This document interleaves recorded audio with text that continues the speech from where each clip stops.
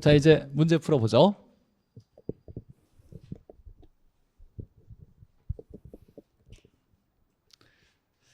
자, 답이 바로 체크가 됐네요. 경제적 개념에 해당하지 않는 거 이렇게 나왔어요.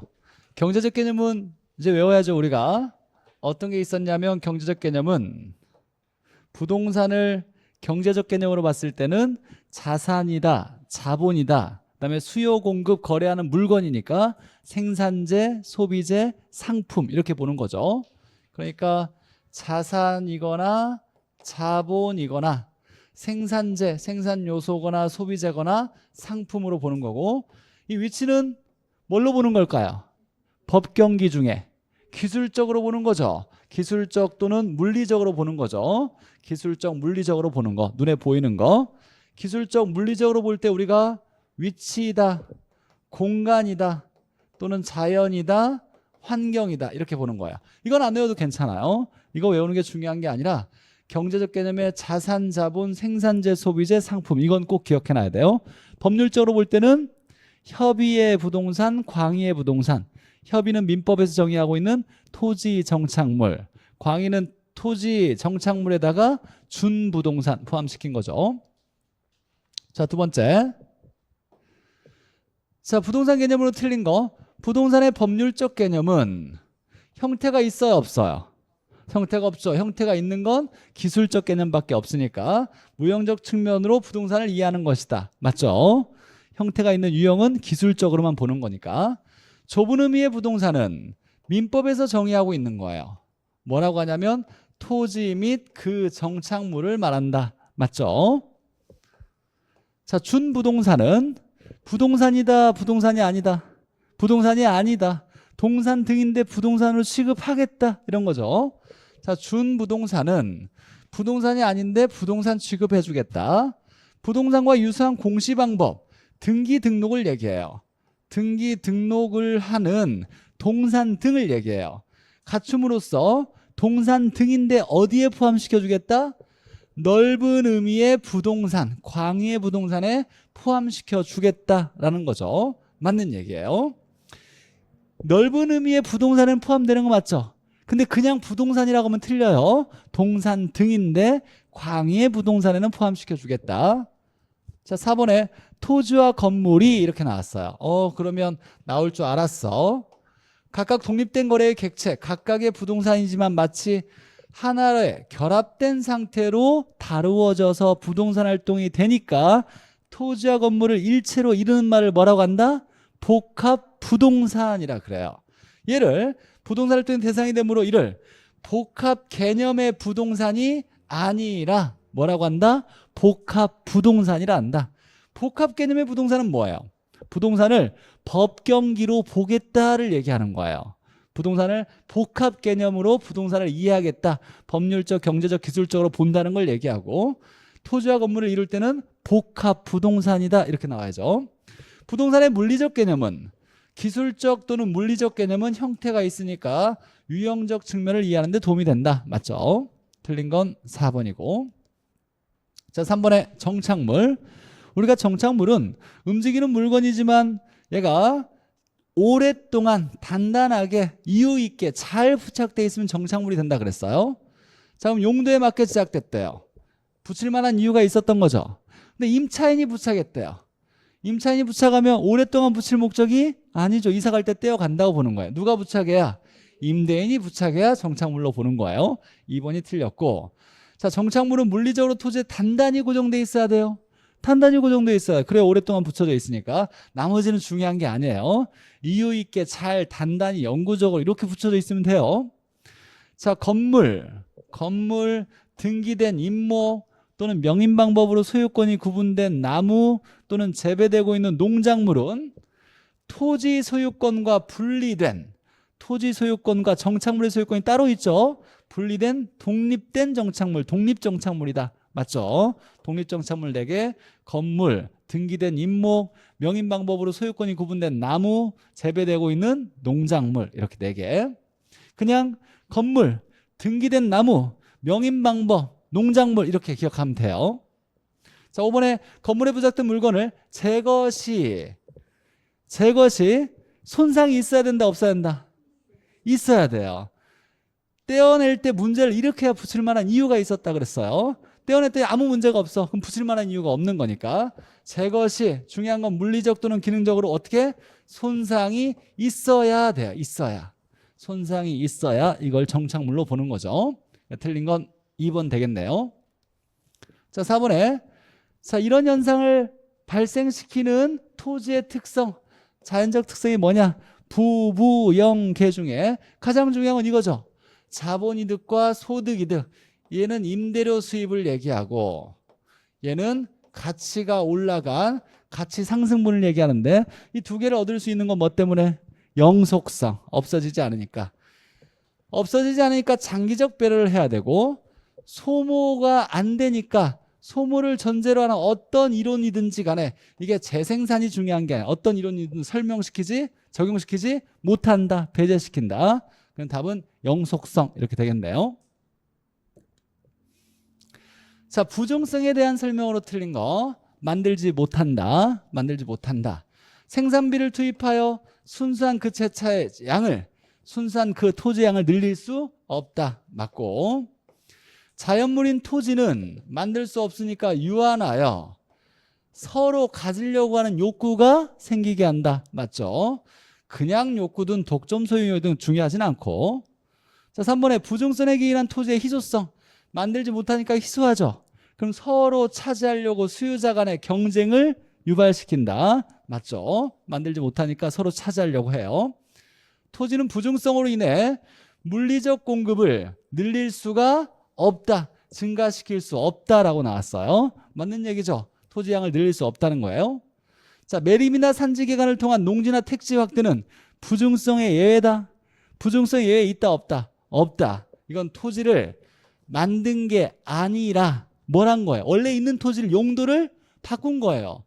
물이 있어서 쓸 수 없었던 토지를 쓸 수 있게 바꾼 거지 없는 토지를 만들어낸 게 아니에요. 물 아래 토지 있었어요 원래. 그러니까 부종성의 예외가 아니라 얘는 뭐의 예냐면 경제적 공급의 예예요. 경제적 공급이 가능했던 이유는 용도가 하나가 아니라 뭐다? 다양하니까. 용도 다양성에 의한 경제적 공급의 예지 부종성의 예외라고 보는 게 아니에요. 부종성이나 부부연계의 예외는 없어요. 그래서 5번이 틀렸고 자 6번에 인근 지역에 공원이 조성되고 대형마트가 들어서서 A 아파트 가격이 올랐대. 주변에 공원이나 대형마트가 생겨서 가격이 올랐대요. 외부 환경에 영향을 받은 거예요. 이건 무슨 효과? 외부 효과예요. 외부 효과가 나타났대요. 그럼 외부 효과가 나타나게 되는 이건 뭐냐면 우리가 외부, 지역, 부인이라고 외웠어요. 굉장히 중요한 암기 코드예요. 이게 부동성을 얘기해요. 부동성은 외부 효과, 외부 환경에 영향을 받는 거, 지역화, 지역마다 다르게 만드는 거 이건 부동성 때문에 생기는 거예요. 그러니까 답은 뭐다? 부동성. 이건 외부 효과를 얘기하니까 부동성과 관련돼야 되고 이게 암기 코드가 이제 나중에 더 이어서 제가 뭔가를 만들어낼 건데 학계론에서 제가 생각에 가장 중요한 암기 코드예요. 나중에 외부, 지역, 부인이 경합한다 이렇게 외울 거예요. 경합하는 건 경쟁한다 이런 얘기인데 외부의 지역의 부인들이 경쟁한다 이렇게 외우면서 경합한다. 이 경자가 나중에 감정평가에서 경제적 감가 이 합자는 감정평가에서 적합의 원칙 이렇게 연결 지을 거예요. 가장 중요한 건데 나중에 암기 코드로 다 정리하기 전에 외부 지역의 부인 이렇게 하면서 부동성은 외부 환경 영향받는 거, 외부 효과, 지역화, 국지화 이렇게 관련돼 있다. 이 정도 암기 코드를 해놓고 자 7번에 수요 공급에 대한 설명으로 옳은 거 가격이 상승하면 옳은 걸 구하래요. 비싸면 안 산다. 수요량이 증가해야 돼요? 감소해야 돼요? 감소해야 돼요.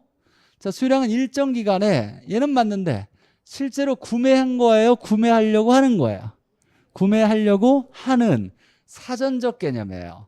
그래서 실제로 구매한 게 아니라 구매하려고 하는 이라고 나와야죠. 공급량은 주어진 가격 수준에서 실제로 매도한 게 아니라 매도하려고 하는 이라고 나와야 돼요. 자, 4번에 가격에 따른 수량의 변화는 가격에 따라서 수요량이 어떻게 변하냐? 비싸면 안 산다. 그럼 부의 관계, 마이너스 관계예요. 이 마이너스 관계를 마이너스를 부의 관계라고 하고 이걸 반비례 관계라고도 해요. 반비례 관계를 얘기하는 거예요. 마이너스 관계이므로 여기까지는 맞네요. 관계이므로 수요 곡선은 오른쪽이 올라간다, 오른쪽이 내려간다. 오른쪽이 내려간 거. 우하향 곡선이다 이렇게 나와야 돼. 우하향하는 형태다. 얘가 틀렸고. 자, 5번에 가격 아닌 다른 요인에 의해서 가격이 아닌 다른 요인에 의해서 수요량이 변화되면 이걸 뭐라 한다? 수요의 변화. 그럼 곡선 위에 점이 이동하는 게 아니라 곡선 자체가 이동한다 이렇게 나와야죠. 곡선이 좌측 또는 우측으로 이동한다. 얘가 맞네요. 5번이 맞는 거고. 자, 8번에 아파트에 대한 아파트가 재화예요. 관심 있는 그 재화. 수요 변화 요인이 뭐고 수요량의 변화 요인이 뭐냐 이렇게 나왔어요. 자, 각각 옳게 짝져진 거. 근데 얘는 수요량의 변화 요인은 딱 하나밖에 없어요. 뭐? 그 재화의 가격. 그 재화가 뭐예요? 아파트예요. 그럼 여기에 들어갈 거는 딱 아파트의 가격 변화밖에 없죠. 얘는 답이 될 수가 없어요. 이런 것들은. 얘만 답이 될 수 있어요. 그러면 얘 다 틀렸고 얘만 답이니까 답은 3번이에요. 얘는 이것 뺀 나머지가 다 들어갈 수 있는데 이건 뭐 고민할 게 아니고 이 문제는 여기에 해당되는 것 딱 하나를 구분할 수 있느냐라는 문제예요. 수요량의 변화 요인은 딱 하나. 그 재화의 가격 변화. 가격이 오르든 내리든 중요한 게 아니라 변화는 되는 거. 답은 3번이고. 자, 9번에 아파트 시장에서 수요의 변화 중에서 수요의 증가 요인을 찾아라 그랬어요. 자, 그러면 절대로 답이 될 수 없는 거 하나가 있죠. 수요의 변화 중에서. 그러면 아파트 가격이 내려가는 건 가격이 내리니까 싸니까 산다, 증가된다 이렇게 해서 가면 안 돼요. 얘는 뭐의 원인이에요? 수요량의 변화 요인이에요. 그러니까 얘는 답이 될 수가 없어요. 얘는 빼고 나머지 것 중에 수요를 증가시키는 게 뭐냐? 인구 감소하면 수요의 감소, 소득 감소하면 수요의 감소. 가격이 하락할 거라고 예상했대요. 앞으로 내려간대. 산다 안 산다? 앞으로 가격이 내려갈 거로 예상하고 있어. 안 산다. 수요의 감소. 금리가 내리면 이자율이 싸다는 거죠. 대출을 받기가 쉬우니까 대출을 받아서 수요의 증가. 답은 얘네요. 수요를 증가시키는 건 얘. 일단 이 문제는 얘가 답이 될 수 없다라는 걸 골라내야 돼요. 얘는 수요량의 변화니까 수요의 변화 중에서라고 나왔으니까. 자, 10번에 자 보니까 문제가 뭐냐면 아파트와 소형은 중요한 게 아니라 아파트와 오피스텔이 무슨 관계냐라고 물어봤어요. 그러면 살 때 안 사면 대체제, 살 때 사면 보완제, 살 때 안 사냐, 살 때 사냐 이것만 모르면 되는 거죠. 자, 그럼 보죠. 오피스텔 임대료가 올라가고 오피스텔의 수요가 감소했대요. 이자 이 지역의 아파트의 수요가 증가했대요. 얘 안 살 때 얘가 샀대. 다른 건 이건 몇 프로 이거 중요한 게 아니에요. 그냥 살 때 안 샀다가 중요한 거예요. 그럼 무슨 제와? 대체제예요. 살 때 안 샀다, 안 살 때 샀다. 그럼 얘는 대체제. 우리가 이제 열등제다, 부한제다 이런 건 나중에 배울 거고 독립대, 정상제 이런 건 뭐 시험에 안 나오니까 굳이 신경 안 써도 괜찮고 중요한 건 대체제냐, 보완제냐 구분할 때 살 때 사면 보완제, 살 때 안 사면 대체제. 이거 두 개 보는 거야. 이 문제가 실제 기출 문제예요. 우리 시험에 나왔던. 그럼 이건 보자마자 야, 안 살 때 샀네. 대체제 바로 체크할 수 있는 문제인 거예요. 자, 11번에 가격 탄력성에 대한 설명으로 틀린 거. 자, 탄력성은 어떻게 계산하냐면 가격 변화율 분의 수요량의 변화율인데 탄력성이 크다는 건 뭐가 많이 변해야 된다? 수요량의 변화가 커야 되는 걸 의미해요. 수요량이 많이 커지거나 많이 줄어들거나 많이 변해야 돼요. 양이 많이 변해야 돼. 자, 그러면 1번에 가격 탄력성이 탄력적이라는 것은 가격 변화율이 수요량의 변화율 중에 누가 커야 돼요? 탄력적이려면 양이 많이 변해야 탄력적이에요. 그러면 결론은 가격 변화율이 수량의 변화율보다 큰 것이 아니라 작은 것을 의미한다 이렇게 나와야 돼요. 1번이 틀렸네요. 실제 여러분이 문제 풀 때는 1번을 얘 틀렸네. 틀린 걸 구하래요. 그럼 나머지 지문을 읽는 게 아니라 1번을 다시 해석해야 돼. 내가 잘못 해석한 게 있는지. 탄력적이면 양이 많이 변해야 되니까 가격보다 수량이 많이 변해야 되니까 가격 변화율이 작은 것을 의미한다 이렇게 나와야죠. 그러면 땡큐네. 1번만 읽고 해석 답을 찾았으니까 나머지 해석해보죠. 수의 가격 탄력성이 완전 탄력적이면 무슨 선? 완전 비탄력이면 수직선, 완전 탄력이면 수평선. 자, 그러면 완전 탄력적이면 수평선이니까 좌우로는 움직이는데 위아래로 못 움직이죠. 그럼 뭐가 고정된 거? 가격이 고정되거나 가격이 일정한 거 이렇게 얘기해요. 수량의 변화와는 관계없이 양의 변화와는 관련 없이 뭐가 일정된다? 가격이 고정된다. 가격이 일정하다. 맞는 얘기고. 수직선이면 비 내리니까 뭐? 완전 비탄력 맞고. 1이면 뭐라고 한다? 단위 탄력적이라 하고. 자, 탄력적일수록 세워져 있어요? 누워 있어요? 누워 있어야 돼. 세워져 있으면 비탄력, 누워져 있으면 탄력. 누워져 있으니까 곡선 기울기의 크기가 어때진다? 작아진다. 맞죠? 11번에 1번.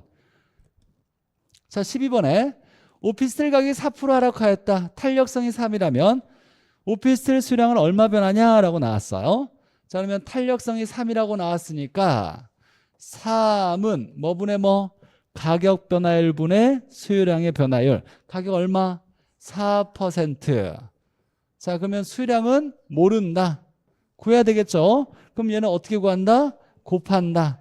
그럼 얘는 몇 프로? 12%. 자, 그럼 수요량은 12% 변해야 돼요.